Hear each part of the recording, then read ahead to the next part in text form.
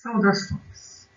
Este é um estudo do Livro dos Espíritos, um estudo virtual e interativo que ocorre todas as quartas-feiras às 19h30, com duração de 1 hora. Questão número 16. Kardec vai perguntar assim aos espíritos da codificação: pretendem os que professam esta doutrina, o panteísmo, achar nela a demonstração de alguns dos atributos de Deus? Sendo infinitos os mundos, Deus é por isso mesmo infinito, não havendo vazio ou nada em parte alguma. Deus está por toda parte, estando Deus em toda parte, pois que tudo é parte integrante de Deus. Ele dá a todos os fenômenos da natureza uma razão de ser inteligente. Que se pode opor a esse raciocínio? Resposta dos espíritos a Allan Kardec: a razão. Refleti maduramente e não vos será difícil reconhecer-lhe o absurdo. A pergunta, ela vai esmiuçar mais um pouquinho a ideia do panteísmo. Kardec queria esclarecer de forma a não deixar dúvidas que nós temos um Criador que emana a sua criação, mas que não integra a criação. É uma inteligência suprema, uma causa primeira, e é fora da criação, ao mesmo tempo que ele consegue abarcar e ser absoluto em toda essa criação. Já no panteísmo, nós temos aí a ideia de que Deus é e está em tudo. Então, ele, ao mesmo tempo que é o Criador, ele é a criatura. Essa ideia nós vamos ver na resposta dos espíritos, que é considerada um absurdo, e a própria razão nos mostra tal. Há um comentário de Kardec que nós vamos ler agora na íntegra para essa pergunta. Ele diz assim: essa doutrina faz de Deus um ser material, que, embora dotado de suprema inteligência, seria em ponto grande o que somos em ponto pequeno. Ora, transformando-se a matéria incessantemente, Deus, se fosse assim, nenhuma estabilidade teria. Achar-se-ia sujeito a todas as vicissitudes, mesmo a todas as necessidades da humanidade. Faltar-lhe-ia um dos atributos essenciais da divindade, a imutabilidade. Não se podem aliar as propriedades da matéria à ideia de Deus, sem que ele fique rebaixado ante a nossa compreensão, e não haverá sutilezas de sofismas que chegam a resolver o problema da sua natureza íntima. Não sabemos tudo o que ele é, se referindo a Deus, mas sabemos o que ele não pode ser e não pode deixar de ser. E o sistema de que tratamos está em contradição com as suas mais essenciais propriedades, se referindo ao panteísmo. Ele, o panteísmo, confunde o Criador com a criatura, exatamente como faria quem pretendesse que a engenhosa máquina fosse parte integrante do mecânico que a imaginou. A inteligência de Deus se revela em suas obras, como a de um pintor no seu quadro, mas as obras de Deus não são o próprio Deus, como o quadro não é o pintor que o concebeu e executou. Nós vamos ver nesse comentário de Kardec a clareza de pensamento, que a própria razão refuta a ideia de que a criação pode ser o próprio Criador, que tem um fragmento dele estampado em cada um de nós, ou compondo cada um de nós, ou de tudo que há na criação. Nós vamos ver no texto bíblico, lá iniciando a Gênesis, ou o livro Gênesis, melhor dizendo, falando que nós fomos criados à semelhança, mas não da essência. Veja que até no texto simbólico, cheio de detalhes e de símbolos desse primeiro livro da Bíblia, há aí já um esclarecimento de que a criação é a criação e o Criador é o Criador. O Criador fez tudo que existe, mas ele não compõe tudo que existe num raciocínio bem concreto e simples. No comentário de Miramês para essa questão, na sua filosofia espírita, ele vai dizer assim: se Deus é perfeito, não podemos compará-lo com as formas mutáveis. A perfeição não pode ter mutação. Essa é uma dedução lógica, racional. E sob o empuxo do progresso, tudo que existe na imensidão indescritível do universo, do átomo ao nicho ou um ninho cósmico, é, pois, criação ideada ou idealizada pelo seu poder fantástico, que ainda não podemos perceber, porque nos faltam sentidos para isso. Vejam como que Miramês vai destacar aí que mesmo com toda a maravilhosa criação que há ao nosso redor, tudo que compõe a vida ao redor de nós, tanto do micro como até o macrocosmo, isso é criação. O Criador, ele é percebível porque nós percebemos inteligência nessa criação ou em tudo que nós vemos ao nosso redor. Tudo funcionando dentro de uma lógica perfeita. E pensar que o Criador pode estar na sua criação como fragmentado seria algo inconcebível para o pensamento racional ou lógico, porque o próprio Criador estaria sujeito às imperfeições, e essa não é uma característica, um atributo de quem ou de um ser que é tido como absoluto ou como a inteligência suprema.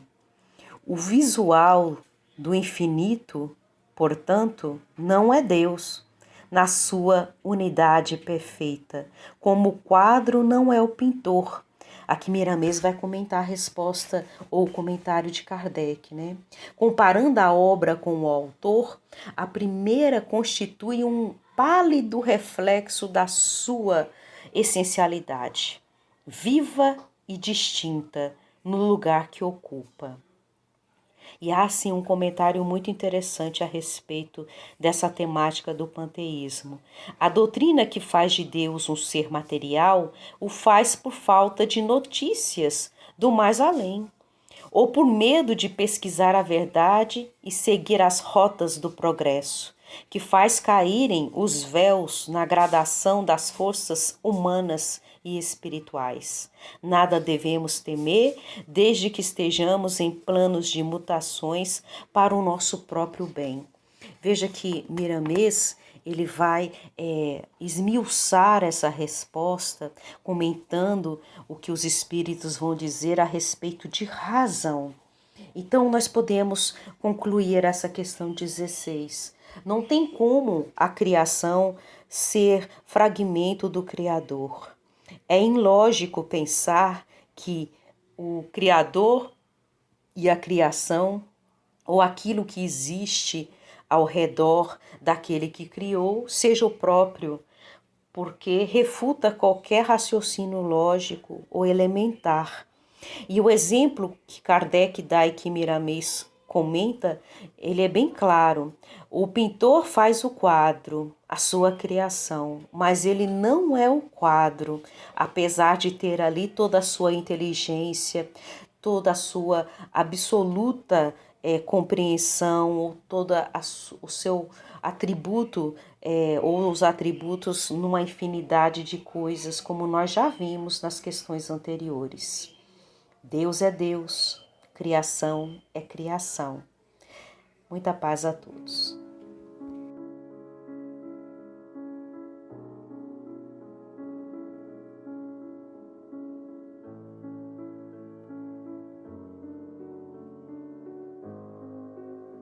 A Parceria Carville, Centro Espírita Ernesto Dantas apresenta seu estudo interativo e virtual. Estamos na questão 17 do Livro dos Espíritos, parte 1 das Causas Primárias, capítulo número 2, dos Elementos Gerais do Universo, o conhecimento do princípio das coisas. Na pergunta número 17, Allan Kardec pergunta: é dado ao homem conhecer o princípio das coisas? Resposta dos Espíritos: não. Deus não permite que, ao ser humano, tudo seja revelado neste mundo. Na resposta dos Espíritos, encontramos uma certa limitação benéfica ao conhecimento, semelhante à mítica proibição de se comer do fruto da árvore do conhecimento do bem e do mal. Os Espíritos superiores, fiéis cumpridores das leis de Deus, não nos revelam senão o que estamos na maturidade moral e intelectual para assimilarmos, pois, como se acredita, a natureza não dá salto. E toda vez que forçamos uma evolução de uma faculdade humana, quase sempre ela é perniciosa no âmbito geral do ser.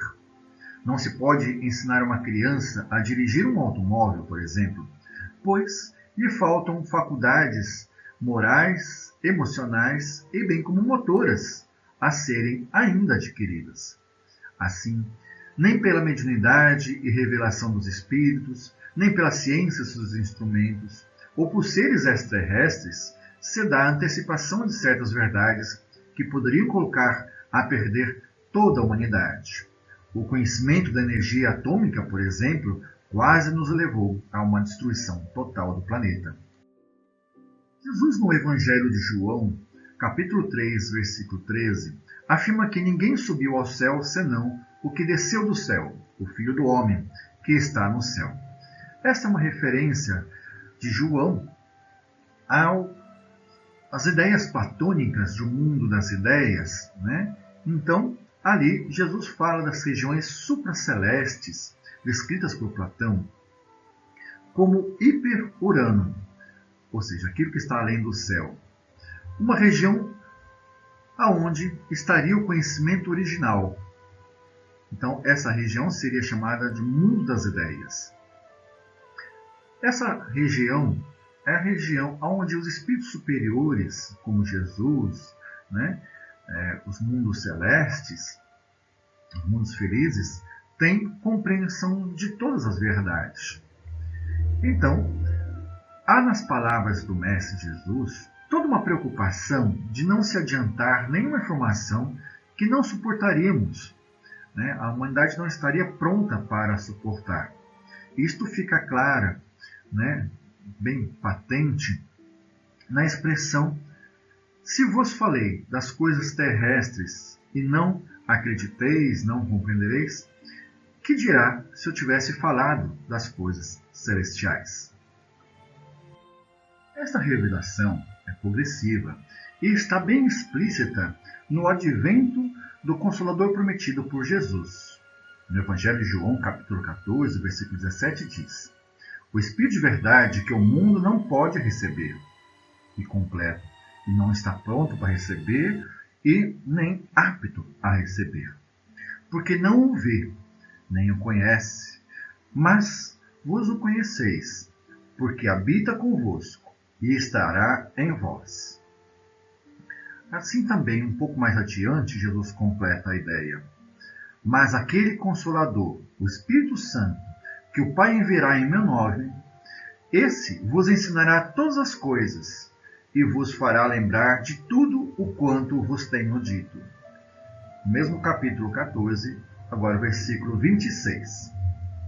Então aqui nós temos, né, uma promessa de Jesus, e que acreditamos, nós espíritas, tenha se dado aí no século XIX, na virada para o século XX, com o Espiritismo e as revelações espíritas, que é aquilo que não poderíamos, na época de 2000 anos atrás de Jesus, ele não pôde expressar, veio ao seu tempo, quando a ciência avançou. Mas ainda faltam muitas coisas, né? Então, sobre o princípio das coisas, também ainda não nos é dado conhecer, porque faltam-nos habilidades, faculdades para tanto. E assim nos despedimos, desejando paz e felicidade a todos.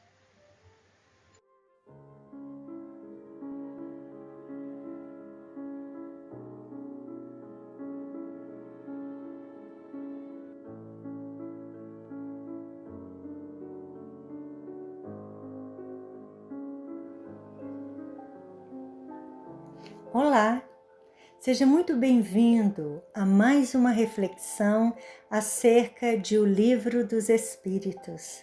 E hoje nós vamos refletir um pouco sobre a questão de número 18.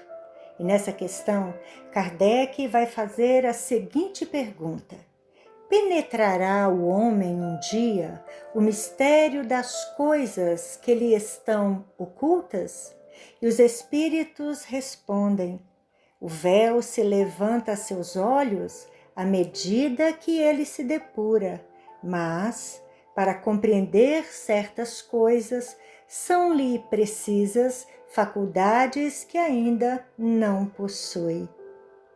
Para iniciarmos essa nossa reflexão acerca da questão 18, nós vamos lá no livro A Gênese, mais precisamente no capítulo 11, no item 26, onde vamos encontrar um comentário de Kardec, que vai nos ajudar a entender essa resposta dos espíritos.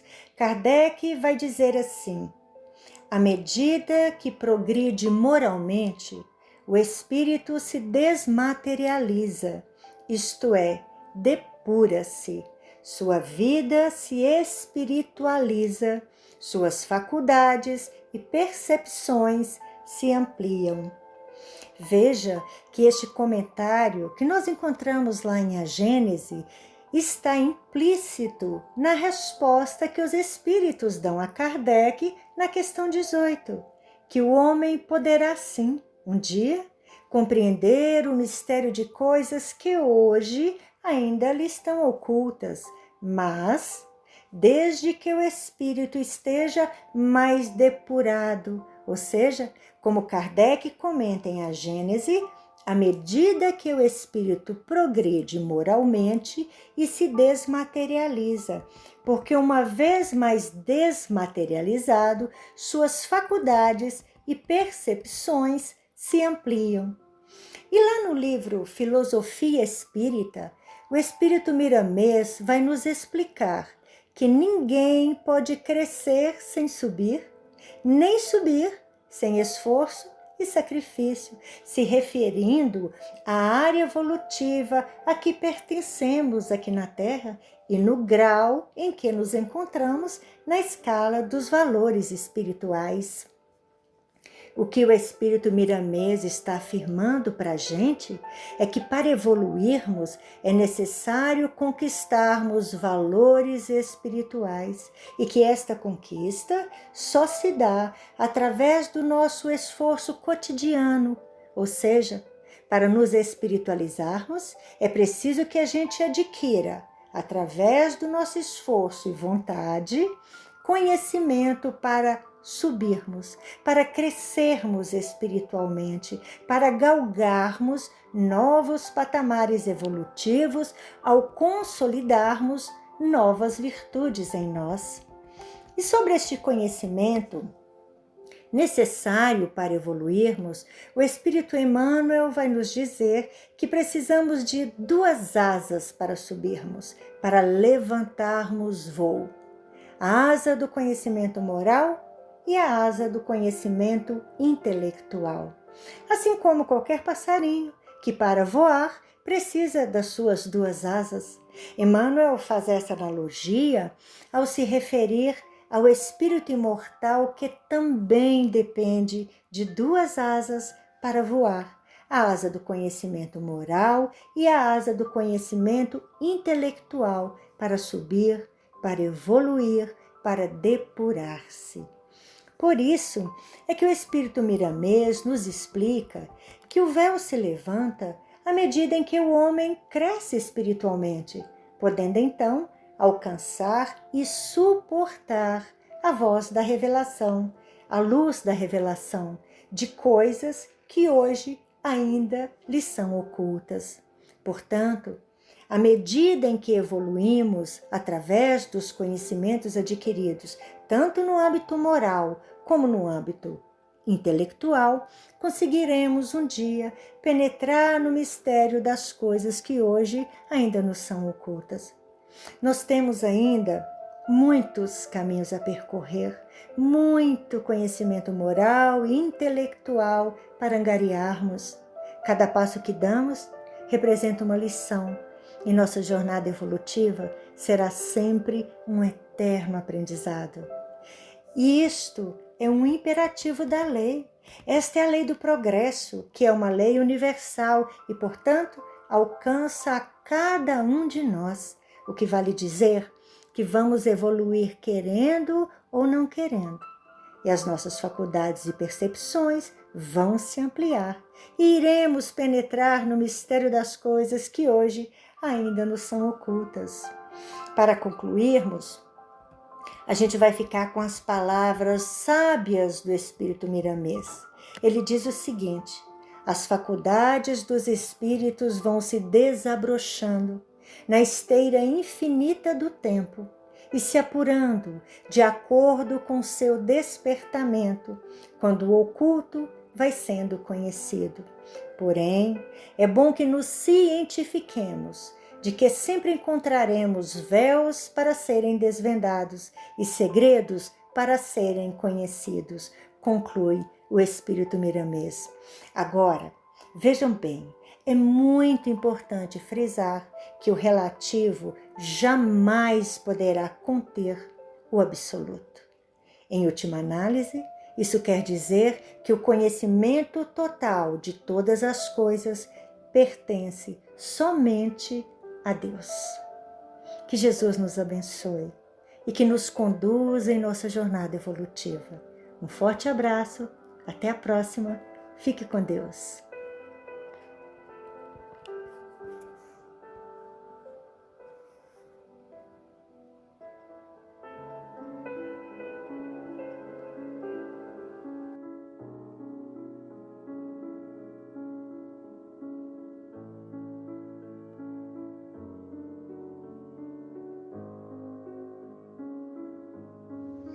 Saudações! Estamos na parte primeira do Livro dos Espíritos, das Causas Primárias, o capítulo 1, de Deus. O subtítulo é As Provas da Existência de Deus. A questão é a questão de número 9. Allan Kardec pergunta: em que é que, na causa primária, se revela uma inteligência suprema e superior a todas as inteligências? Resposta dos Espíritos: tendes um provérbio que diz: pela obra se reconhece o autor. Pois bem, vede a obra e procurai o autor. Orgulho é que gera a incredulidade. O ser humano orgulhoso nada admite acima de si. Por isso é que ele se denomina a si mesmo de espírito forte. Pobre ser, que um sopro de Deus pode abater. Comentários meus, professor Roger, à questão de Allan Kardec. Primeiro, a pergunta conecta a Deus e a sua criação. Segundo, como estudioso das ciências, Kardec explora o binômio efeito-causa, pois necessariamente todo efeito inteligente tem que remeter a uma causa igualmente inteligente. Terceiro, esta questão busca refutar a tese materialista de uma criação do universo pelo acaso, ou seja, sem causa. Quarto, a resposta dos espíritos é bem vigorosa. Começa por citar um provérbio popular, situando-nos no contexto histórico e no imaginário da época, e depois faz severa crítica à posição daqueles que mais por orgulho do que por princípio epistemológico e científico assim defendem. Quinto ponto que eu destaco. Ora, a incredulidade ateísta é uma atitude anticientífica, se podemos pensar assim. Ao negar uma hipótese antes mesmo de comprová-la ou refutá-la pela experiência científica, quer seja pelo empirismo, quer seja pelo racionalismo, quer seja pelo idealismo ou outra forma de conhecimento. Sexto ponto. Os espíritos sabiam de antemão que parte dos cientistas e pensadores da época queriam mais atacar a religião do que encontrar verdade ou parte desta verdade. Sétimo ponto. Por isso, afirmam que o ser humano orgulhoso nada admite acima de si. O ego desses intelectuais os colocava na posição de Nicodemos ao procurar Jesus, à noite, com vergonha. Uma postura pouco humilde e, por isso, Sócrates sempre recomendava ao cientista, ao pesquisador, àquele que ama o conhecimento como filósofo, autoafirmar-se que só sabia que nada sabia. Oitavo ponto. Kardec tinha uma postura científica, bem diferente e de livre pensador, afastando-se das ideias preconcebidas, dos sistemas e dos dogmas. Nono ponto. Nesse sentido, arrependido, o apóstolo Paulo dizia preferir ter um espinho na carne, para que ele não se autodenominasse de um espírito forte. Décimo ponto. Para concluir, os espíritos respondem de forma poética que um sopro de Deus pode abater o cientista, o pesquisador, o ser humano arrogante. 11º ponto. É preciso tomar cuidado em não tomarmos essas expressões poéticas como literais. E, principalmente, em questão dos espíritos, quer sejam os pseudo-sábios, quer sejam os espíritos de verdade que disseram a Kardec. 12º ponto. Pois Deus não pode ser antropomorfizado, tornado ser humano com forma humana por nós, como sempre fizemos no passado, e o Espiritismo veio corrigir essa antropomorfização. 13º ponto. Deus não tem boca, como nós seres humanos, e também não sopra, como nós sopramos o ar que nos alimenta. E é assim que Deus não pode ser um Deus punitivo como o de Moisés, que matava os seus desafetos. E deixamos para o final os comentários de Allan Kardec, para fechar o assunto. Do poder de uma inteligência se julga pelas suas obras. Não podendo nenhum ser humano criar o que a natureza produz, a causa primária é, consequentemente, uma inteligência superior à humanidade. Quaisquer que sejam os prodígios que a inteligência humana tem operado, ela própria tem uma causa. E quanto maior for o que opere, tanto maior há de ser a causa primária. Aquela inteligência superior é aqui a causa primária de todas as coisas, seja qual for o nome que lhe deem. E agora vamos à pergunta de número 10 de Allan Kardec, a Espiritualidade. Agora o subcapítulo é os atributos da divindade.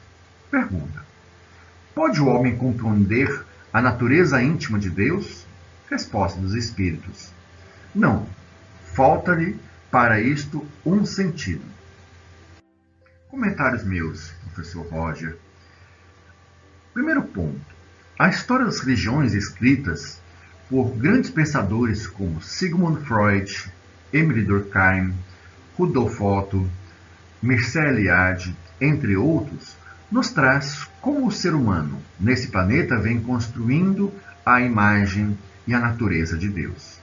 Segundo ponto. No livro de Gênesis de Moisés, há uma inversão da proposição. Façamos o ser humano a nossa imagem e semelhança, pois Foi nós, seres humanos, que criamos a imagem de Deus à nossa semelhança. Terceiro ponto. Por vezes, para se retratar os superpoderes dos deuses, os colocávamos como assustadores fenômenos da natureza ou como algumas habilidades sobre-humanas que os animais têm, como a força, a pretensa sabedoria, a agilidade e etc. Quarto ponto. Esta progressiva construção e desconstrução do conceito de Deus na história das religiões começa no totemismo e nas religiões anímicas, que Émile Durkheim vai contar no seu livro As Formas Elementares da Vida Religiosa. E esta teoria, que atribuía aos espíritos dos animais, o totemismo, ou o espírito das árvores, ou dos fenômenos atmosféricos, a categoria de Deus, quer seja deuses da terra ou deuses do céu, como também descreve Max Weber, entre outros tantos cientistas da religião. Quinto ponto. Segundo Kardec, na tradição religiosa judaico-cristã, da qual nós espíritas somos herdeiros, e em parte pela herança da mitologia grega, Moisés foi a primeira revelação, nos trazendo o conceito de um Deus dentro do monoteísmo, um Deus único, sem imagem, mas, como foi descrito nos vários livros da Torá atribuídos a Moisés, que compilou conhecimentos orais, tradições verbais do povo hebreu, este Deus tinha uma forma humana e era do sexo masculino. Sexto ponto. A segunda revelação, segundo Allan Kardec, em O Evangelho segundo o Espiritismo, foi dada por Jesus, que deu continuidade à ideia de um Deus de Moisés, mas agora com um temperamento mais ameno. Não mais o Deus da guerra, mas um Deus Pai. Sétimo ponto. A terceira revelação, ou o Espiritismo, faz uma verdadeira revolução na ideia de Deus. Ainda na questão primeira do Livro dos Espíritos, como veremos também mais à frente na questão 13, há aqui distinções que devemos fazer. Primeiro, em relação à transcendência ou à imanência de Deus. Deus, segundo Amit Goswami, físico reencarnacionista atual, Deus não é um imperador sentado em seu trono a conceder favores ou punições aos seres humanos. Nono ponto. Nesse sentido, creio que mais se aproxima da ideia real da natureza de Deus é o filósofo Baruch Spinoza, que afirmava ser Deus um Deus imanente, presente em todos os lugares ao mesmo tempo, imaterial e sem uma forma física. Décimo e último ponto. Uma segunda distinção necessária é aquela colocada por Kardec, de não cairmos na tentação panteísta de conceber um Deus material, que se confunde com a sua própria criação, e não ter a possibilidade de haver a individualidade, né, após a morte, e tudo então, todos os espíritos que desencarnariam, quer sejam animais, plantas ou seres humanos, tudo voltaria a confundir-se no todo. Então esta seria uma distinção que, embora Deus esteja em todos os lugares, imanente, para nós, Deus não se confunde com a criação e também nós, após a morte, mantemos a nossa individualidade. E agora acabou. Paz, luz. Amai-vos e instruí-vos, disse o Espírito de Verdade.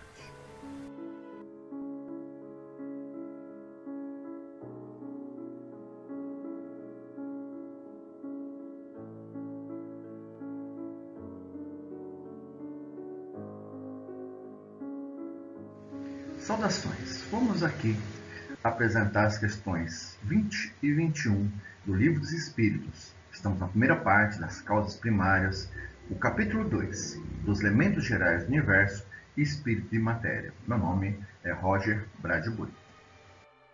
A questão de número 20, formulada por Allan Kardec, diz que é dado ao homem receber, sem ser por meio de investigações da ciência, comunicações de ordem mais elevada acerca do que lhes escapa ao testemunho dos sentidos? E a resposta dos espíritos diz: sim, se o julgar útil, Deus pode revelar o que a ciência não pode ensinar. Allan Kardec comenta esta questão dizendo: por essas comunicações é que o homem adquire, dentro de certos limites, o conhecimento do seu passado e de seu futuro. A questão 21, formulada por Allan Kardec, pergunta: a matéria existe de toda a eternidade como Deus ou foi criada por ele em determinado momento? Resposta: só Deus o sabe. Há uma coisa, todavia, que vos deve indicar, é que Deus, modelo de amor e caridade, nunca esteve inativo. Por mais distante que logreis figurar o início de sua ação, podereis concebê-lo ocioso? Um momento que seja? Vamos fazer aqui alguns comentários. Resposta: só Deus o sabe. Estamos no princípio das coisas, né? Coisas que fogem à nossa compreensão e fogem à nossa capacidade de adquirir pela ciência esses conhecimentos. Mas a questão de número 1 de Allan Kardec aos Espíritos fala que Deus é a causa primária de todas as coisas. Essa causa primária ainda não temos informação dela e nem dessas coisas que foram feitas a princípio. Sabemos quais são. Deus criou no princípio o fluido cósmico universal.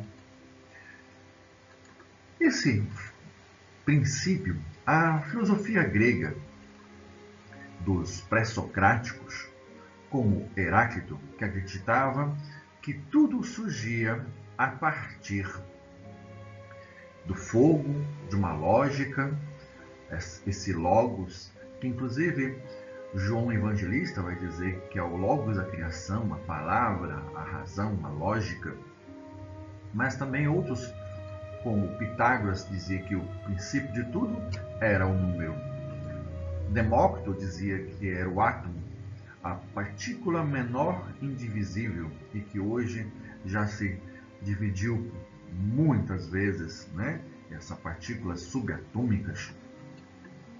Tales de Mileto dizia que era a água. E Jesus vai comentar em João capítulo 3, versículos de 5 a 8, a Nicodemos sobre essa criação, quando fala que tudo é basicamente três coisas, né? O nosso corpo deve nascer da água, porque tudo que é material vem da matéria. E Jesus, se bem colocássemos, né, essa compreensão na biologia, na origem da vida, toda a vida surgiu da água. Nós também, a cada encarnação, nascemos do ventre de nossa mãe em meio da água. E o que é nascido de carne é carne, diz Jesus a Nicodemos. E de fato isso é uma lei biológica da genética. Somos a herança genética de nossos pais. Mas não exatamente todo o nosso ser integral, apenas nosso corpo carnal. Pois o que é espírito é espírito. E é necessário então nascer de novo, no sentido que o corpo ele se recicla na natureza, mas o espírito é como o vento, algo misterioso que ninguém sabe de onde vem nem para onde vai. O vento, como diz Jesus, sopra onde quer. A palavra espírito em grego significa pneuma, que tem a ver com o vento, assim como o ânima é uma palavra latina que nos traz a ideia de animal, de animado, de aquilo que anima, né? E tem a ver com o vento também. Nas mitologias antigas, o corpo era feito de barro, cito aqui mitologia chinesa, mitologia africana, mitologia judaica, mitologia grega, todos eles, e também a mitologia maia, vão falar de deuses criando a humanidade a partir da carne, aliás, do barro para fazer sua carne, mas o espírito é soprado em algum momento por esse Deus. Então, há essa ideia de sopro, de espírito. Lá o próprio espírito já mostra a questão do soprar, né? Espírito, um sopro, inspirar. E vamos então adentrar aqui, né? Um resumo, uma síntese. Então, o que foi que Deus criou no princípio das coisas? O fluido cósmico universal, que é o princípio material segundo a doutrina espírita, antes mesmo de ter água, fogo, de ter o átomo, é preciso que tenha, né, essa matéria cósmica universal, porque de tudo vem ela, e ela foi uma matéria primeira criada por Deus. Também Deus criou o espírito. Esse espírito, ele também, né, é algo bastante misterioso do que ele é. Ele não tem forma, mas foge-nos a compreensão de quando foi criado tudo isso, né? A ciência nos diz que foi, né, há 15 bilhões de anos com o Big Bang, mas, como diz a resposta, só Deus o sabe, e em momento algum Deus esteve, né, inativo. Então, antes desses 15 bilhões de anos do último Big Bang, porque para mim, eu acredito que houveram várias explosões, né, e a cada momento uma nova uma supernova há de explodir, né, criando novas possibilidades. Buracos negros, né, no centro das galáxias, eles vão ficar também instáveis a ponto de explodir e criar outras galáxias, né? Assim nascem galáxias e se refazem, né, novas galáxias em outras, como diz o epitáfio de Kardec, né? Nascer, morrer, tornar a nascer. Citamos aqui uma expressão de uma carta muito bela de Paulo aos Coríntios, que é a carta de número 1, capítulo 13, versículos 11 e 12. Aquela que fala sobre o amor. No final, ela diz assim: quando eu era menino, falava como menino, sentia como menino, discorria como menino, mas logo que cheguei a ser adulto, acabei com as coisas de menino, porque embora adultos, vemos ainda por um espelho embaçado, mas dia virá, então, que veremos face a face. Agora conheço em parte, mas então conhecerei como também sou conhecido. Essa frase, para mim, representa bem a história da ciência, né? A história da nossa estada na Terra, de nossa experiência humana na Terra, sobre, né, as fases do descobrimento das verdades, tanto físicas da ciência, da filosofia, como também religiosas, né? Então, há um momento em que a religião surgiu em meio à mitologia, assim como também a filosofia e as ciências nascem na cosmologia grega, e tudo vem se desenvolvendo até o momento atual, em que estamos falando pela internet, né? Coisa que até bem pouco tempo atrás era apenas ficção científica. Mas falemos um pouco sobre a criação. Deus, ocioso? Nunca, né? Embora as religiões do passado diziam que ele havia descansado e teorias científicas têm dito que é preciso que seja um Deus como um relojoeiro perfeito, que tenha feito uma obra perfeita, ele deu corda e nunca mais fez ajustes. Jesus, no Evangelho de João, capítulo 5, versículo 17, diz: meu Pai trabalha até agora, e eu trabalho também. Ora, o Espírito, não tendo corpo, pode trabalhar infinitamente, sem cansar-se, sem desgastar-se. O que é preciso descanso somos nós encarnados. Os espíritos encarnados pouca energia gastam e é preciso então repor de uma forma muito mais sutil, sem necessariamente um descanso. O que precisa de descanso é a matéria. O planeta Terra precisou descansar, ou seja, precisou de tempo para que os elementos, né, precipitassem, formassem, né, o oxigênio da atmosfera, a água e todas as reações químicas, né, para que houvesse uma estabilidade. Isso foi quase 99% do tempo da história da Terra apenas para as condições mínimas, né, da existência da vida aqui no planeta. Então, o Sol que foi retirado de dentro, a Terra que foi tirada de dentro do Sol, ela vai precisar descansar no sentido de resfriar, de criar todos os elementos necessários. Mas não quer dizer que Deus tenha descansado junto com ela, ou que Jesus tenha descansado junto com a Terra durante esses bilhões de anos.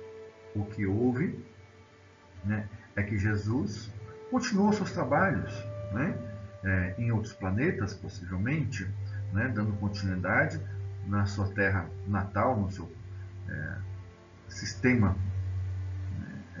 planetário de origem, dos seus mundos felizes. E quando o tempo chegou, ele veio até o planeta Terra, criou os seres humanos, esperou mais um tempo e depois aqui nasceu entre nós, trouxe, né, a sua mensagem e novamente ele continua, né, a sua vigilância por nós à distância, sem descansar um só minuto. Falemos um pouco sobre as teorias científicas sobre a criação do mundo. A matéria não se fez sozinha. O princípio cósmico universal não foi criado desde sempre como Deus. Em algum momento Deus criou o fluido cósmico universal. E daí, então, o fluido cósmico foi fazendo adaptações, foi fazendo criações, se transformando, se modificando, se adaptando. Em determinado momento também, os espíritos foram criados por Deus e passaram a colaborar na criação da matéria. Então, a matéria não pode ser uma matéria inteligente a fazer por si mesma ou fazer a si mesma. A inteligência vem de Deus e essa inteligência é impregnada na matéria muitas vezes por nós mesmos, espíritos encarnados, por espíritos, né, por seres da natureza, como os animais, como as plantas, que também são, como André Luiz fala, né, no livro psicografado por Chico Xavier, Evolução em Dois Mundos, uma criação, uma cocriação em plano menor. Também nós participamos dessa cocriação, transformando o nosso mundo num mundo melhor, embora muitas vezes acabamos complicando isto, mas criando habitações para que o ser humano possa, né, viver com dignidade, até nos desertos, até nas regiões inóspitas, como os polos. Muito bem, então, como diz a ciência, todo efeito inteligente é preciso que tenha uma causa inteligente, que é Deus. Um dos argumentos que vem da própria ciência a combater uma ideia de uma causa sem causa, né, de um acaso, é que a entropia, que é a medida do grau de desordem ou da energia de um sistema, ela tende sempre a diminuir. E não é isso que a gente vê na natureza, né?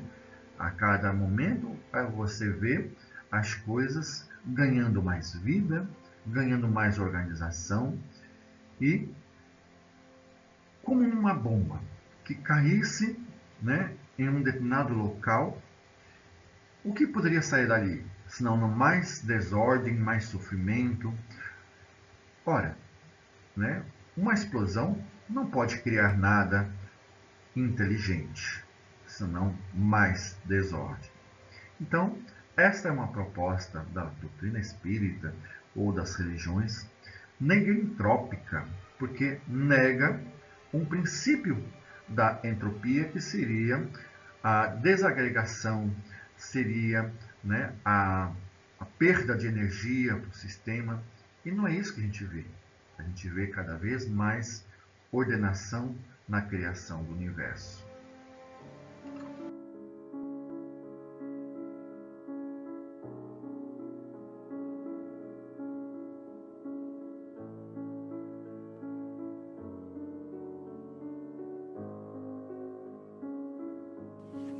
Questão 22 de O Livro dos Espíritos, que está lá no capítulo 2 das causas primárias, tratando dos elementos gerais do universo, espírito e matéria. E vamos à questão.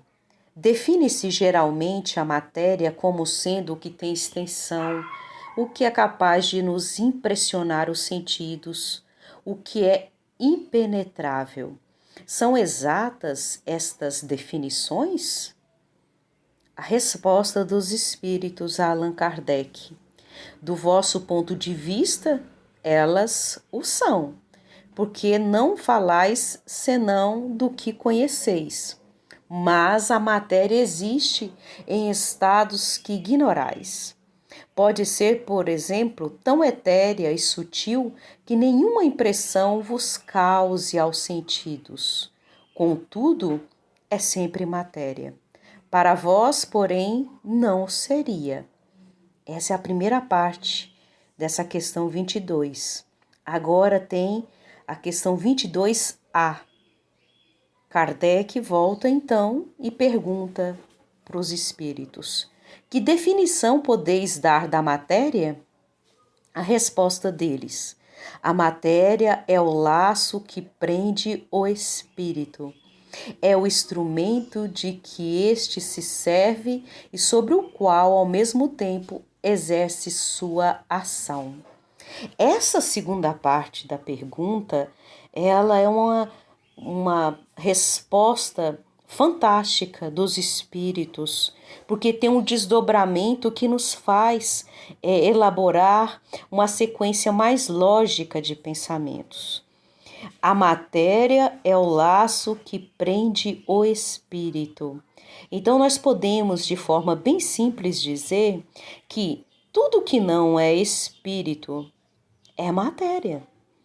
É um raciocínio simples, mais fácil de nós entendermos. Então, tudo que não seja a inteligência ou o princípio inteligente do universo é matéria. Só que nós só vamos perceber aquilo que está ao nosso alcance nos estágios evolutivos de nós enquanto espírito imortal. Então, quando nós estamos lá no início do nosso processo, nós vamos compreender muito pouco e sentir muito pouco as dimensões dessa matéria, porque é muito sensível aos nossos sentidos. Então, é o que nós percebemos pela visão, o que nós percebemos pela audição, pelo paladar, pelo olfato e assim pelo tato e assim por diante. Então, para nós, olha como que a espiritualidade foi clara, Allan Kardec. Para nós, o que você diz é matéria. Tranquilo, mas nós informamos, há muito mais do que isso, porque a matéria que existe, ela existe em estados que nós ainda ignoramos. E o que nós vemos é aquilo que é possível ao nosso grau evolutivo. E aí, no comentário de Miramês, Filosofia Espírita, dessa questão 22, ele vai resumir a resposta ou o comentário assim: extensão da matéria. E vai comentar: a dimensão da matéria é sobremodo difícil de ser explicada na nossa linguagem terrena, por escapar das mais puras deduções que o pensamento humano pode atingir. A matéria bruta que podes apalpar, sentir e cuja forma podes ver é, pois, a mais baixa vibração que o agregado de energia pode tomar.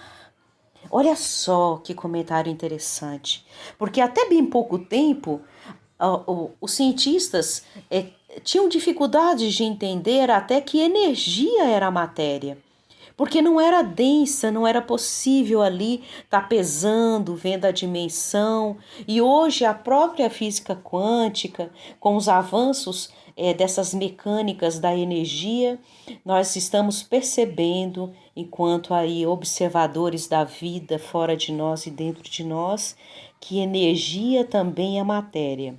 E que a matéria ela vai de um vasto processo de percepção, a mais densa que é essa que nós estamos, com o nosso corpo físico, com as percepções que estão ao nosso redor, formando a nossa vida como nós a percebemos, seja no lugar onde moramos, seja no país onde nós estamos, seja observando o que nós já entendemos da vida na Terra ou da vida fora da Terra, as percepções que nós temos pelos sentidos que nós já desenvolvemos. Ora, até pouco tempo nós achávamos que o espírito era esse ser que está destituído unicamente dessa matéria do corpo físico. Isso é muito mais profundo, porque há ainda uma matéria quintessenciada ou mais sutil do que nós podemos imaginar. E aí ainda não é o espírito. O que nós vemos ao redor, formando ali, é o que ele manipula da energia através do seu pensamento. E nós vamos ver Emmanuel colocando no livro Pensamento e Vida, psicografia de Francisco Cândido Xavier, que o pensamento é eletromagnético, lembrando que é energia. Ao sair de nós e compor a matéria ou manipular a matéria ao redor.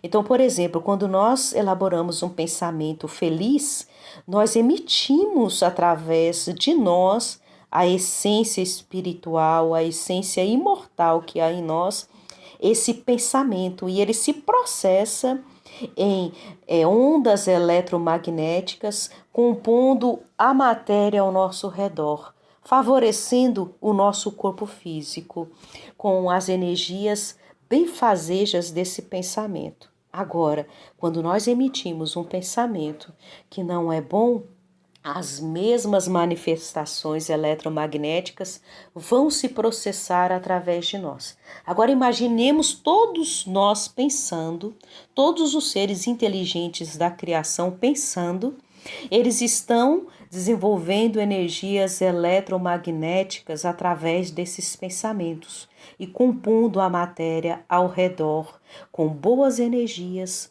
ou não, produzindo pensamentos e atraindo pensamentos, porque tem outras leis que regem a vida, como a lei de sintonia.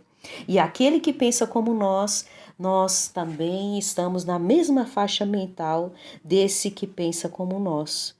E aí nós vamos entender quando o Cristo diz: vigiai e orai, nos reportando a importância de estar atento ao que nós pensamos, porque ele vai gerar matéria ele vai gerar energia e ele vai estar aí compondo a vida em nós e fora de nós, favorecendo a saúde do corpo que nós estamos transitoriamente numa matéria mais densa, ou se nós não estamos nesse corpo físico, que é o momento em que nós ficamos no plano espiritual aguardando uma nova existência, nós da mesma forma estamos manipulando essa matéria mais sutil, que não é possível ver a extensão, não é possível ser percebida pelos nossos sentidos mais aguçados ou mais físicos, né?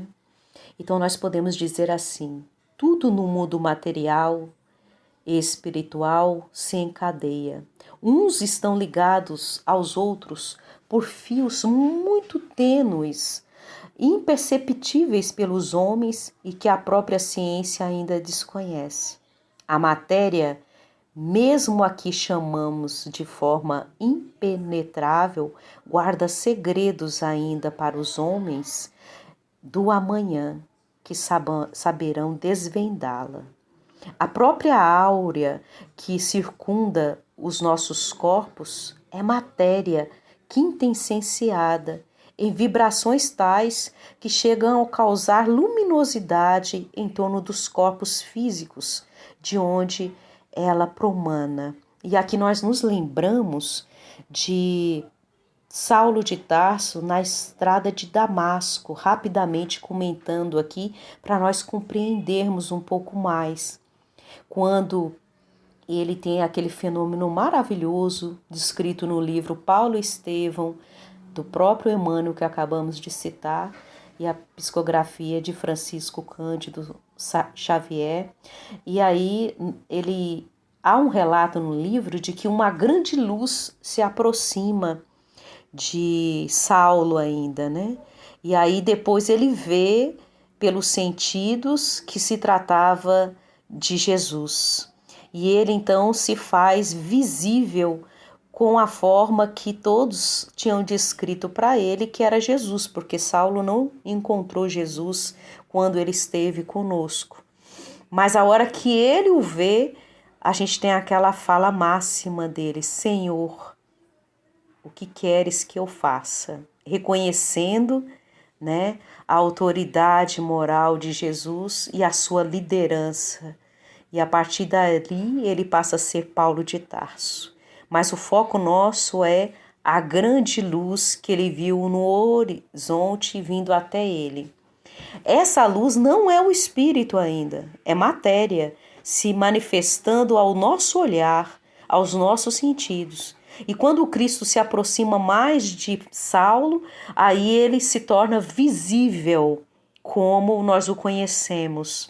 E é assim que acontece conosco quando nós sonhamos com alguém que já voltou para o plano espiritual. A imagem que nós vemos não é o espírito, é o espírito revestido dessa matéria que essa questão está tratando. Mas o livro dos Espíritos vai nos detalhar mais ainda nas próximas questões. Fiquemos todos em paz.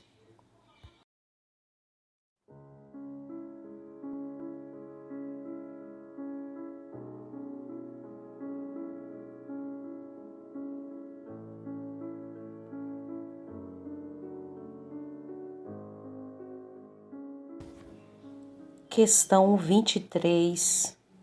O Livro dos Espíritos. Primeiramente, queremos destacar que essa pergunta é extremamente importante e muito conhecida, porque vai estar aí compondo um dos princípios da doutrina espírita, que é o espírito, ou que está ali no bojo da imortalidade da alma. A questão que Kardec formulou está lá no capítulo 2 do livro O Livro dos Espíritos, dos elementos gerais do universo, espírito e matéria. Que é o espírito? Resposta: o princípio inteligente do universo. Há uma segunda parte dessa pergunta, que é a letra A. E Kardec vai então novamente indagar ao espírito de verdade ou aos espíritos que comporam ali a codificação? Qual a natureza íntima do espírito? A resposta: não é fácil analisar o espírito com a vossa linguagem. Para vós, ele nada é, por não ser palpável. Para nós, entretanto, é alguma coisa. Ficais sabendo, coisa alguma é o nada, e o nada não existe. Vejamos aqui, primeiramente, algo que é importante destacar. A pergunta, se qualquer um de nós pegarmos a obra ou livro dos Espíritos, esta questão 23 tem algo que às vezes pode passar despercebido do leitor não muito atento. Mas a palavra espírito apresenta-se com a letra minúscula e vai ser assim até a questão 75. E a partir da pergunta 76, Kardec começa a utilizar a palavra espírito com letra E no início, maiúscula. E isso é muito simples de entender. Até a questão 75 vai estar falando do elemento geral, ou seja, do componente essencial, aquele que é essência de formação da vida. Então, nós temos a instância do princípio inteligente, que compõe os seres, né, inteligentes da criação ou do universo, e temos a matéria, que seria aquela instância em que o espírito manipula conforme o seu grau evolutivo, mais ou menos, compondo aí um outro elemento geral do universo. Bem, Miramês vai comentar nessa questão, na sua obra Filosofia Espírita, da seguinte forma: dificilmente se pode conceituar o espírito. E ele vai falar algo muito interessante, né? Em linhas gerais, ele vai dizer assim: se nós não entendemos nem mesmo a matéria direito, como vamos querer entender a nossa própria essência? A estrutura do espírito, a estrutura íntima, vai comentar ele, está tão longe de qualquer coisa que nós conhecemos, que até mesmo aquilo que está próximo de nós temos dificuldades de compreensão. Se ainda o corpo físico, vai dizer a ele, é um mistério para nós outros, o que falar do espírito? Para chegar a ele, devemos perceber vários outros campos que a alma usa como roupagem na grande caminhada evolutiva. Ou seja, aquilo que nós achamos que é espírito ainda não é o espírito. É o espírito emanando o seu pensamento, formando energias que ao redor dele vai configurar alguma cor, alguma sombra ou alguma luz ou profunda luz, como nós vimos bem exposto quando Cristo estava entre nós. Um espírito que já atingiu a pureza na escala evolutiva, que nós estamos a caminho, como o próprio Emmanuel coloca, a caminho da luz numa das suas obras. E aí nós vamos percebendo que quanto mais evoluído é o ser, mais luz ele emite. Só que a luz não é o espírito, é a emanação dele. A sua essência ainda é para nós desconhecida, a sua estrutura íntima. Só sabemos que ela é imortal. Então, Miramês vai dizer assim: conhecer o espírito é quase conhecer Deus, o Criador. Ele foge totalmente às comparações que se faz, usando os recursos que nós entendemos como ainda sendo matéria. Aprendemos primeiro a harmonizar os nossos pensamentos, que nós já falamos, é o que? Eletromagnético. Então, os nossos pensamentos não são nós, vêm através de nós. Quando saem de nós, já viram aí emanações ou vibrações ou energias. Então, aprendamos primeiro a harmonizar os pensamentos, vai dizer Miramês, a dominar o verbo, a criar condições dentro e fora de nós para que o amor possa ser o nosso ambiente de viver. E aí nós vamos estar manifestando essa essência espiritual, imortal, na forma mais bela possível. Por enquanto, somente basta que saibamos que o Espírito é vida, sustentado pela vida maior que é Deus. Nós vamos então destacar aqui uma outra informação que nós colocamos lá no início dessa questão 23. O Espírito é um dos princípios fundamentais ou básicos da ciência espírita, que compõe ali com vários outros nomes: existência do espírito, imortalidade da alma, e tudo mais vai ser a criação, né? O perispírito é a roupagem que está ao redor do espírito, que vai ser uma palavra nova que surge aí na codificação para representar essa matéria quintessenciada que compõe a nossa imortalidade, a nossa essência, mas que não é o espírito. É a manifestação dele sendo vista pelos sentidos possíveis, por exemplo, da mediunidade. Quem tem mediunidade consegue ver o espírito fora da matéria, mas o que vê não é o espírito em essência, vê o que ele emana de pensamento, de sentimentos, de emoções. A sua essência não consegue ser perceptível. Tudo aquilo que nós percebemos e a razão nos mostra pela lógica é matéria. Aquilo que é essencial, aquilo que é essência, que nós vamos dizer que é o espírito, ele não é perceptível. E nós vamos ver de forma muito filosófica, lembramos aqui agora, de uma frase de Saint-Exupéry no livro O Pequeno Príncipe. O essencial é invisível aos olhos, que é essa instância imortal que está em nós, o que realmente importa, o que é realmente vida e vida em abundância. Nós somos espíritos, podemos dizer assim.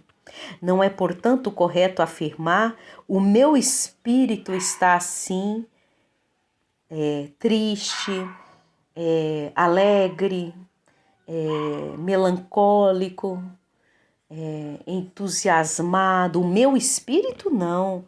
Essa é uma definição incorreta. Eu estou feliz, eu estou triste, porque nós temos que entender que eu não posso falar de algo que está fora de mim se sou eu mesmo. Então podemos dizer também assim, que às vezes as pessoas confundem, né? É muito comum a gente falar o espírito de Joana de Ângeles, o espírito de Miramês, o espírito de Emmanuel, o espírito de André Luiz, também não está correto. É uma essência, não é como se fosse algo à parte. Então é um equívoco a gente falar isso, ou quando alguém ouvir, a gente ter todo o respeito e entender que a pessoa que fala assim ainda não compreendeu. O correto é o espírito André Luiz, o espírito Emmanuel, o espírito, no caso, Rosana, o espírito Maria de Nazaré, o espírito Jesus Cristo, o espírito Moisés, o espírito Elias e por aí em diante. Na realidade, nós não somos um corpo que temos um espírito. Só para concluir, então, essas reflexões. Somos um espírito que momentaneamente estamos vivendo ou vestindo um corpo físico e através dele conseguimos nos manifestar na matéria. A nossa essência é espírito, o nosso ser é imortal.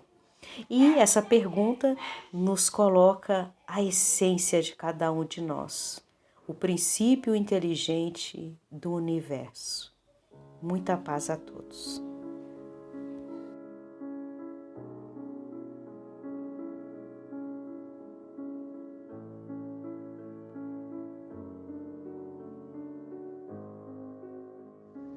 Saudações! Vamos apresentar aqui as questões 24 e 25 do Livro dos Espíritos.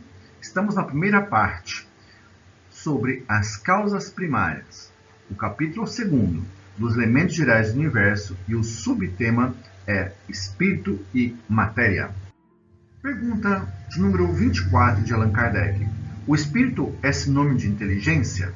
Resposta dos Espíritos. A inteligência é um atributo essencial do espírito.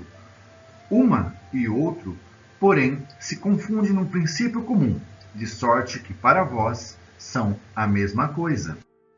Comentários meus, professor Roger, à questão proposta por Allan Kardec. O que entendemos por espírito? É a essência que tem vontade autônoma e criativa. Daí a ideia básica de inteligência. Os princípios inteligentes, os princípios espirituais, que animam os vegetais e os animais, são também espíritos, mas espíritos rudimentares, no início da evolução anímica.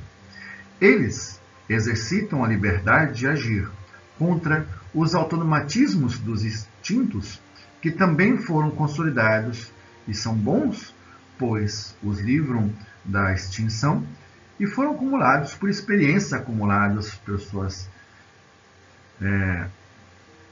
experiências imortais, seu patrimônio, né, imortal, que fica tudo registrado no perispírito. E quando distinguimos o ser humano dos demais seres vivos, colocando-nos como animais racionais, estamos fazendo, na verdade, uma distinção do tipo de inteligência, pragmática ou prática, que todos os seres vivos possuem, de certa forma, ou em certo grau. De outra inteligência mais elaborada, capaz de produzir a fala, a cultura, a ciência, a filosofia, acumular esse saber e transmiti-lo pela educação. A questão proposta de número 25 de Allan Kardec pergunta: o espírito independe da matéria ou é apenas uma propriedade desta? Como as cores são propriedades da luz e o som é propriedade do ar? Resposta dos espíritos. São distintos um do outro, mas a união do espírito e da matéria é necessária para que esta possa expressar a inteligência. Comentários meus, professor Roger. Eu vou buscar duas questões mais adiante, questões 674 e 675, que tratam do trabalho. A necessidade de trabalho é uma lei da natureza e constitui uma necessidade, e a civilização obriga o ser humano a trabalhar mais, porque lhe aumenta as necessidades e também a satisfação de suas necessidades, né? Os prazeres. A questão 675 diz: por trabalho, só não se deve entender as ocupações materiais. O espírito também trabalha, assim como também o corpo, e toda ocupação útil é trabalho. Na questão 540, considera essas miríades de animais que fazem emergir do mar ilhas, são animais de ínfima ordem e tamanho, que executam essas obras, são também instrumentos de Deus na cocriação, como diz André Luiz, em plano menor. Aqui está se referindo os espíritos aos corais. Então, os corais no meio do mar vão surgindo, né, pela proliferação, pela mutação dos elementos ali dissolvidos na água, e formando então, né, verdadeiros recifes, ilhas futuras que vão emergindo no mar e formando ilhas, continentes. Então, tudo a partir de pequenos seres que também, de alguma forma, também trabalham. Não de uma forma, né, com a nossa inteligência, mas com os seus instintos, com a sua ação, né, de espíritos em princípio de evolução. Questão de número 540 do Livro dos Espíritos. Conforme o grau de desenvolvimento, ordenarão e dirigirão as coisas do mundo material. Depois poderão dirigir as do mundo moral. É assim que tudo serve e que tudo se encadeia na natureza, desde o átomo primitivo até o arcanjo, que também começou por um átomo. Então aqui temos uma explicação interessante de que tudo está em eterna transformação, tudo está em evolução e que existe um encadeamento e tudo isso é trabalho. Tudo isso opera como co-criadores, né? Quer seja em plano maior, quer seja em plano menor, como diz o espírito de André Luiz no livro Evolução em Dois Mundos. Trazemos um trecho do livro de André Luiz que diz: nessa substância original, ao fluxo do próprio Senhor Supremo, operam as inteligências divinas a ele agregados, os grandes devas da teologia hindu, os arcanjos da interpretação de variados tempos religiosos, extraindo desse hálito espiritual os celeiros da energia em que constroem sistemas da imensidade em serviços de cocriação em plano maior. De conformidade com os desígnios do todo misericordioso, essas inteligências gloriosas tomam um plasma divino e convertem-no em habitações cósmicas de múltiplas expressões, radiantes ou obscuras, obedecendo a leis predeterminadas, quais moradias que perduram por milênios e milênios, mas que se desgastam e transformam-se. Por fim, de vez que o espírito criado pode formar ou co-criar, mas só Deus é o Criador de toda a eternidade. Um exemplo de cocriação em plano maior é Jesus. E no livro A Caminho da Luz, escrito pelo Espírito de Emmanuel, pela psicografia de Chico Xavier, eu trago um texto que retrata bem isto. Rezam as tradições do mundo espiritual, diz Emmanuel, que na direção de todos os fenômenos do nosso sistema existe uma comunidade de espíritos puros e eleitos pelo Senhor Supremo do Universo, Deus, cujas mãos se conservam as rédeas diretoras da vida de todas as coletividades planetárias. Essa comunidade de seres angélicos e perfeitos, da qual Jesus é um dos membros divinos. Sim, Jesus havia vencido todos os pavores das energias desencadeadas com as suas legiões de trabalhadores divinos, quando lançou a talhadeira ou o cinzel, o escopro, de sua misericórdia sobre o bloco informe de matéria que a sabedoria do Pai deslocara do Sol para suas mãos augustas e compassivas. Operou assim a escultura geológica do orbe terreno, talhando a escola abençoada e grandiosa, na qual o seu coração haveria de expandir-se em amor, claridade e justiça. Sobre esses co-criadores em plano maior, existe uma citação de Jesus no Evangelho de João, capítulo 10, versículos 33 a 34, em que Jesus, mesmo sendo humano, sendo um espírito humano e encarnado, se autodeclarou Deus e ainda afirmou que muitos de nós poderíamos também sermos deuses, ao afirmar o Salmo 82, versículos 1 e 6, que diz: Deus, ou Jesus, como um dos diretores de uma congregação de espíritos poderosos, que julga no meio dos deuses, vós sois deuses, diz o salmista. Retomando mais uma questão do Livro dos Espíritos, lá da frente, 536b, diz o Espírito que Deus não exerce ação direta sobre a matéria. Ele encontra agentes dedicados em todos os graus da escala dos mundos. Então, assim, as mitologias do passado colocaram Deus, o Deus Supremo, o Deus Pai, como um Deus oleiro, um Deus ceramista, que com suas próprias mãos, né? E Deus não tem mãos, segundo a doutrina espírita, porque não tem um corpo. Quem tem mãos são os demiurgos, como diz Platão, os co-criadores em plano maior, Jesus, entre outros Cristos, que esses sim utilizam-se da matéria para transformar. Então, lá no livro de Gênesis, Deus teria pego o próprio barro com suas mãos e moldado os seres humanos, homem e mulher, dando-lhes o nome de Adão. Isso está no capítulo 1 e no capítulo 5 de Gênesis. Também outros deuses semitas a gente vai encontrar no Egito, na China e na Grécia, que também formaram o ser humano, o corpo humano, a partir do barro, e depois eles próprios sopraram um espírito, dando eles a vida. Façamos algumas analogias. O artista precisa de tintas e tela para expressar as suas emoções. O cozinheiro ou a cozinheira precisa de seus apetrechos para processar e cozer os alimentos.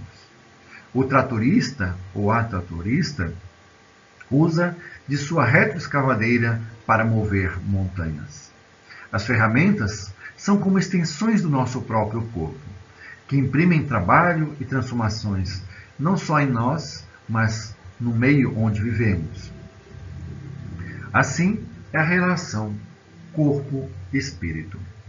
Uma distinção é necessária fazer, que trabalho não deve ser confundido com tortura, como punição divina, como aquela maldição que estava dentro da caixa de Pandora, ou aquela em que Deus no Gênesis pune Adão por ter desobedecido, então agora ele teria que trabalhar e com o suor do seu rosto conseguir o seu pão. Então, a palavra trabalho, a sua etimologia, a sua origem, vem da palavra tripalium, que é um instrumento de tortura, e também um instrumento agrícola, que era feito de 3 paus, cujos agricultores bateriam o trigo, separando então as sementes. Então, a palavra tripalium também era um instrumento de tortura, e assim então a palavra trabalho ela estaria ligado ao serviço doloroso, serviço cansativo, mas não necessariamente precisamos assim entender.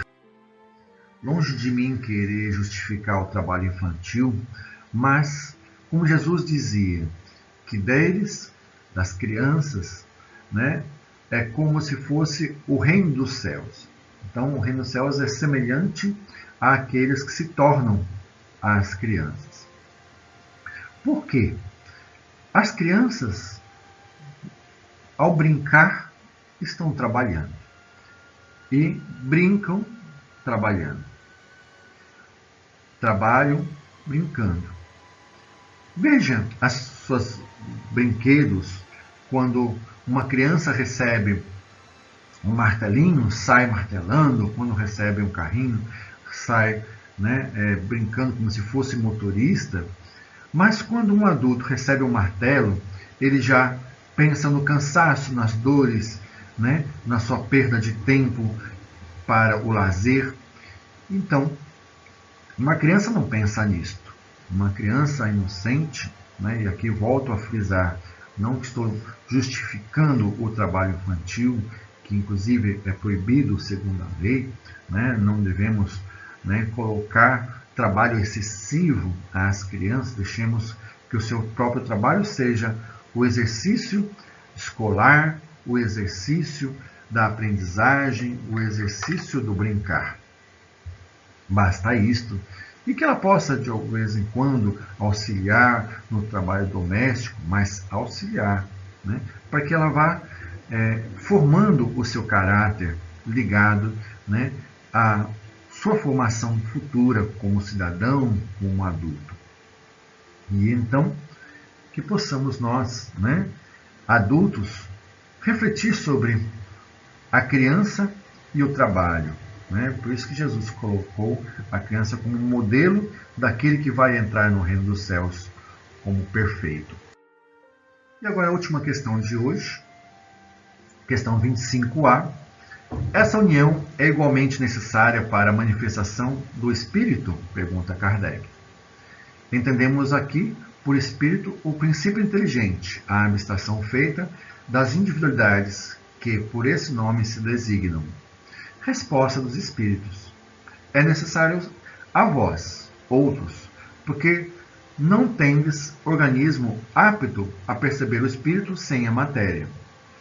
Vossos sentidos não são feitos para isso. Uma das questões interessantes que Allan Kardec coloca na questão 188, de que há espíritos que se reúnem no próprio Sol. E eu penso em Jesus, em espíritos da classe crística, pois para estar ali numa temperatura imensa, pressão e condições em que nenhum corpo material resistiria, e Jesus podendo estar nesse local, é porque ele está totalmente, ou pelo menos na nossa compreensão, desmaterializado. Mas tudo isso ainda é apenas uma abstração. Não podemos compreender a fundo o que seria um espírito totalmente desmaterializado. Quando Jesus, que já era perfeito, não precisava reencarnar, ele utilizou-se do seu perispírito, que deve ter sofrido não exatamente um retrocesso, mas uma nova adaptação a receber a matéria, a encarnar num corpo material.